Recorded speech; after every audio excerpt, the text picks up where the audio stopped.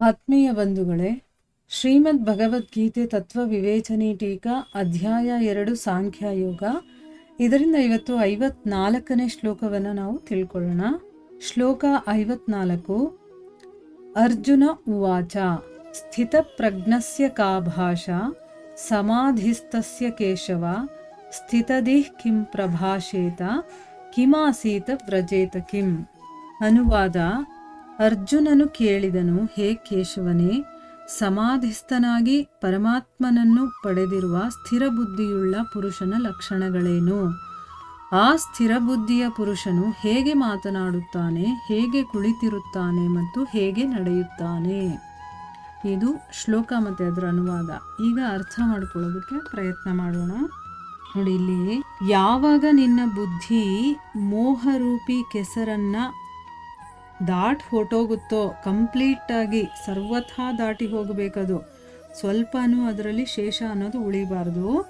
ಆ ರೀತಿ ಹೋಗುತ್ತೋ ಆಗ ನೀನು ಈ ಲೋಕ ಮತ್ತು ಪರಲೋಕದ ಎಲ್ಲ ಭೋಗಗಳಿಂದ ನೀನು ವಿರಕ್ತನಾಗ್ತೀಯಾ. ಯಾವುದರಲ್ಲೂ ನಿನಗೆ ಅಟ್ಯಾಚ್ಮೆಂಟ್ ಅನ್ನೋದು ಇರೋದಿಲ್ಲ.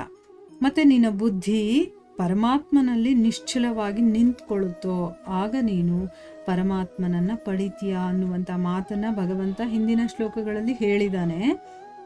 ಇವಾಗ ಅವನಿಗೇನಾಗುತ್ತೆ, ಪರಮಾತ್ಮನನ್ನು, ಈಗ ನಮಗೂ ಆ ಒಂದು ಪ್ರಶ್ನೆ ಬರುತ್ತೆ, ಪರಮಾತ್ಮನನ್ನು ಪಡ್ಕೊಂಡಿರ್ತಾರಲ್ಲ ಸಿದ್ಧಯೋಗಿಗಳು ಅಥವಾ ಸ್ಥಿತಪ್ರಜ್ಞ ಸಿದ್ಧಯೋಗಿಗಳು, ಅವರ ಲಕ್ಷಣ ಹೇಗಿರುತ್ತೆ ಅಂದರೆ, ಅವ್ರು ನೋಡೋಕ್ಕೆ ಹೇಗಿರ್ತಾರೆ, ಅವರು ಯಾವ ರೀತಿ ನಡ್ಕೊಳ್ತಾರೆ, ಏನು ಮಾತಾಡ್ತಾರೆ, ಮತ್ತು ಅವರು ಯಾವ ರೀತಿ ಆಚರಣೆಯನ್ನು ಮಾಡ್ತಾರೆ, ಇದನ್ನೆಲ್ಲ ತಿಳ್ಕೊಳ್ಳುವಂಥ ಆಸಕ್ತಿ ಬಂದೇ ಬರುತ್ತಲ್ಲ. ಅದೇ ರೀತಿಲಿ ಈಗ ಅರ್ಜುನನಲ್ಲೂ ಕೂಡ ಆ ಒಂದು ಆಸೆ ಉಂಟಾಗಿದೆ. ಭಗವಂತ ಈ ವಿಚಾರವನ್ನು ಹೇಳಿದ ತಕ್ಷಣ, ಈಗ ನೋಡಿ, ಭಕ್ತಿ ಮಾರ್ಗದಲ್ಲಿ ಇರೋರು ಅಥವಾ ಆಧ್ಯಾತ್ಮಿಕ ಸಾಧನೆ ಏನಾರು ಮಾಡ್ತಾ ಇರ್ತಾರೋ ಅವ್ರಿಗಿದು ಸಾಮಾನ್ಯವಾಗಿ ಅನಿಸುವಂಥ ವಿಷಯ.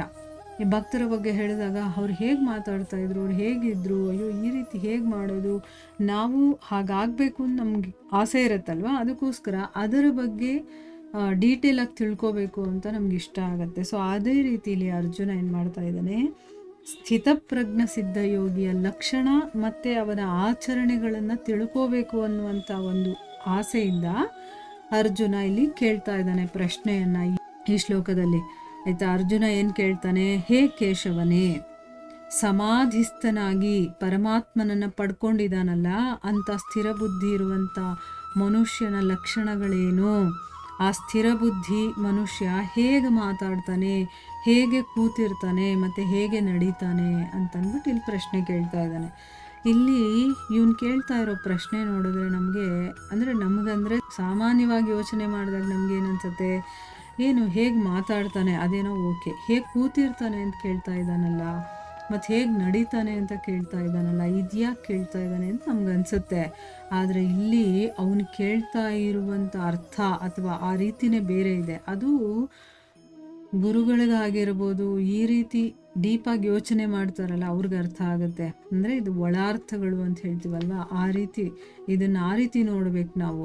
ಸಾಮಾನ್ಯವಾಗಿ ಕೂತ್ಕೊಳ್ಳೋದು, ತಿನ್ನೋದು, ಮಲಗೋದು ಇದ್ರ ಬಗ್ಗೆ ಕೇಳೋದಿಲ್ಲ ಯಾರೇ ಭಕ್ತರಾಗಿದ್ದರೂ ಕೂಡ. ಇಲ್ಲಿ ಒಂದು ವಿಶೇಷವಾಗಿ ಇಲ್ಲಿ ಪ್ರಶ್ನೆಯನ್ನು ಕೇಳ್ತಾ ಇದ್ದಾನೆ. ಅದೇನು ಅಂತ ನಾವು ಮುಂದಕ್ಕೆ ತಿಳ್ಕೊಳ್ಳೋಣ, ಆಯಿತಾ. ಮೊದಲನೇ ಪ್ರಶ್ನೆ ಏನಪ್ಪ ಅಂತಂದರೆ, ಇಲ್ಲಿ ಕೇಶವ ಅನ್ನುವಂತಹ ಸಂಬೋಧನೆ ಮಾಡಿದಲ್ಲ, ಅದರ ಒಂದು ಅರ್ಥ ಏನು, ಯಾಕೆ ಇಲ್ಲಿ ಕೇಶವ ಅಂತ ಭಗವಂತನನ್ನು ಕರೆದಿದ್ದಾನೆ?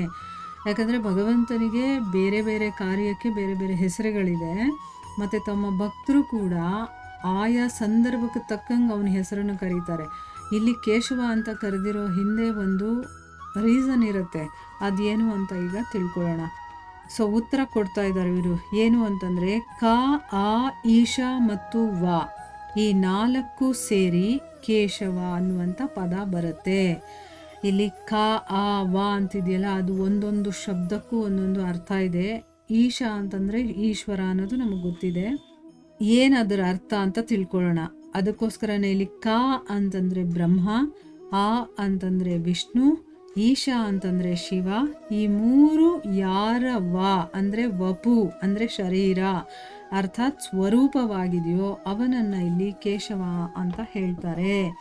ಇಲ್ಲಿ ಅರ್ಜುನ ಭಗವಂತನನ್ನು ಕೇಶವ ಅನ್ನುವಂಥ ಹೆಸರಿನಿಂದ ಸಂಬೋಧನೆಯನ್ನು ಮಾಡಿ ನೀನು ಸಮಸ್ತ ಜಗತ್ತಿನ ಸೃಷ್ಟಿ, ಸಂರಕ್ಷಣೆ ಮತ್ತು ಸಂಹಾರ ಮಾಡುವಂತಹ ಸರ್ವಶಕ್ತಿವಂತ, ಸಾಕ್ಷಾತ್ ಸರ್ವಜ್ಞ ಪರಮೇಶ್ವರನಾಗಿದೆಯಾ. ಅದಕ್ಕೋಸ್ಕರ ನೀನೇ ನನ್ನ ಪ್ರಶ್ನೆಗಳಿಗೆ ಯಥಾರ್ಥವಾಗಿ ಉತ್ತರವನ್ನು ಕೊಡೋದಕ್ಕೆ ಸಾಧ್ಯ ಅನ್ನುವಂಥ ತನ್ನ ಭಾವನೆಯನ್ನು ವ್ಯಕ್ತಪಡಿಸೋದಕ್ಕೋಸ್ಕರ ಇಲ್ಲಿ ಕೇಶವ ಅನ್ನುವಂಥ ಶಬ್ದವನ್ನು ಯೂಸ್ ಮಾಡಿದ್ದಾನೆ. ಈಗ ಗೊತ್ತಾಯ್ತಾ ಏನಕ್ಕೆ ಇಲ್ಲಿ ಕೇಶವ ಅಂತ ಕರೆದಿದ್ದಾನೆ ಭಗವಂತನನ್ನು ಅಂತ? ಅವನೇ ಎಲ್ಲವನ್ನ ನೋಡ್ಕೊಳ್ಳೋನು, ಅವನೇ ಸೃಷ್ಟಿ ಮಾಡಿರೋದು, ಅವನೇ ನಾಶ ಮಾಡೋದು, ಅವನೇ ಅದನ್ನು ಪಾಲನೆ ಮಾಡೋದಲ್ವಾ. ಸೊ ನಾನು ಕೇಳ್ತಾ ಇರುವಂಥ ಈ ಪ್ರಶ್ನೆಗೆ ನೀನೊಬ್ಬನೇ ಸರಿಯಾಗಿ ಉತ್ತರ ಕೊಡೋದಕ್ಕೆ ಸಾಧ್ಯ. ಅದಕ್ಕೋಸ್ಕರ ನೀನೇ ನನಗೆ ಈ ಉತ್ತರವನ್ನು ಕೊಡು ಅಂತಂದ್ಬಿಟ್ಟು ಕೇಳೋದಕ್ಕೋಸ್ಕರ ಇಲ್ಲಿ ಆ ಒಂದು ವರ್ಡ್ ಯೂಸ್ ಮಾಡಿದ್ದಾನೆ.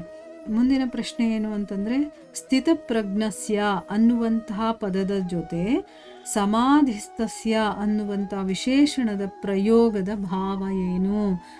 ಇಲ್ಲಿ ಸ್ಥಿತಪ್ರಜ್ಞಸ್ಯ ಅಂತಂತ ಹೇಳಿದಾರಲ್ಲ, ಅದ್ರ ಜೊತೆಗೆ ಸಮಾಧಿಸ್ತಸ್ಯ ಅಂತ ಬೇರೆ ಹೇಳಿದಾರಲ್ಲ, ಯಾಕೆ ವಿಶೇಷಣ ಪ್ರಯೋಗ ಮಾಡಿದ್ದಾರೆ ಅಂತ ಪ್ರಶ್ನೆ. ಉತ್ತರ ಏನು ಅಂತಂದರೆ, ಹಿಂದಿನ ಶ್ಲೋಕದಲ್ಲಿ ಭಗವಂತ ಅರ್ಜುನನಲ್ಲಿ ಯಾವಾಗ ನಿನ್ನ ಬುದ್ಧಿ ಸಮಾಧಿಯಲ್ಲಿ ಅಂದರೆ ಅರ್ಥ ಏನು, ಪರಮಾತ್ಮನಲ್ಲಿ ಅಚಲ ಭಾವದಿಂದ ಅಂದರೆ ನಿನ್ನ ಬುದ್ಧಿ ಆ ಕಡೆ ಈ ಕಡೆ ಹೋಗದೆ ಭಗವಂತನಲ್ಲೇ ಸ್ಥಿತವಾಗಿರುತ್ತೋ, ನೆಲೆಸುತ್ತೋ, ಆಗ ನೀನು ಯೋಗವನ್ನು ಪಡ್ಕೊಳ್ತೀಯ ಅಂತ ಅಂದ್ಬಿಟ್ಟು ಹೇಳಿರ್ತಾನಲ್ಲ. ಅದಕ್ಕನುಸಾರವಾಗಿಲ್ಲ ಅರ್ಜುನ ಯಾರು ಪರಮಾತ್ಮನನ್ನು ಪಡ್ಕೊಂಡಿದ್ದಾರೋ ಮತ್ತು ಯಾರ ಬುದ್ಧಿ ಪರಮಾತ್ಮನಲ್ಲಿ ಯಾವತ್ತಿಗೂ ಕೂಡ ಅಚಲವಾಗಿರುತ್ತೋ, ಸ್ಥಿರವಾಗಿರುತ್ತೋ, ಅಂತಹ ಸಿದ್ಧಪುರುಷರ ಲಕ್ಷಣವನ್ನು ತಿಳ್ಕೊಳ್ಳೋದಕ್ಕೋಸ್ಕರ ಇಲ್ಲಿ ಆಸೆ ಪಡ್ತಾ ಇದ್ದಾನೆ, ಬಯಸ್ತಾ ಇದ್ದಾನಲ್ವಾ.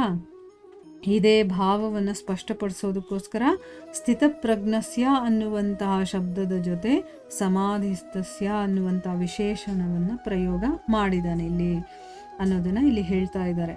ಇಲ್ಲಿ ನೀನು ಅದನ್ನು ಪಡ್ಕೋ ಅಂತ ಅವನು ಹೇಳಿರ್ತಾನೆ.